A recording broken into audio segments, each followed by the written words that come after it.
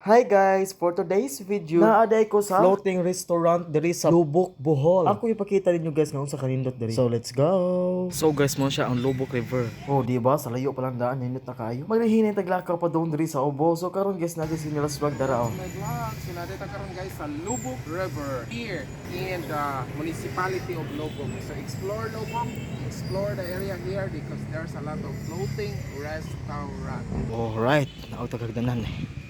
Makita jud ninyo kung unsa kanindot. Si bridge guys oh. So mo ni siya ang floating restaurant. Dara oh.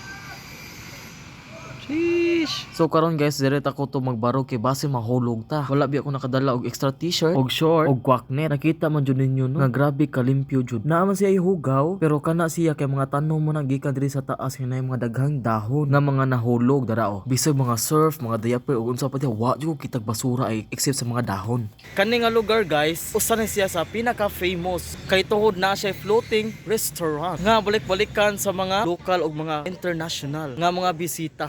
Na dira dapita guys Anak man na kaya mga customer para mga sa ilang floating restaurant. Kita mo ana guys kini daggan mo na siya oh.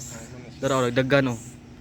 Sa akong nahibaw-an guys, murag 1,000 pesos sa head guys. Sakay mo ana ng floating cottage guys. na ay mga entertainers like Mag-acting or dancer. Maka-proud kay guys, especially sa mga taga Bohol. Para nako guys dito sa Pilipinas, usa ni nga pinakaganahan ako kay grabe kalimpyo jud, tin-out jud kaayo.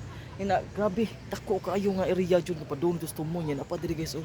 Kani nga kani padung pa dito sa tumboy. Oh, di ba? Nakita ninyo? Naa pa jud na siya sa unahan, guys. Pero maglisod naman ta og video kay tungod layo na kaayo. Puhon guys, magsakay ta ani ilahang floating restaurant diri sa Lubok sa Bohol. Yeah. So karon guys, dili ra ko to makakuha ang video guys. Wa tangin ninyong uban akong video diri sa Adventure sa Bohol. So, bye-bye.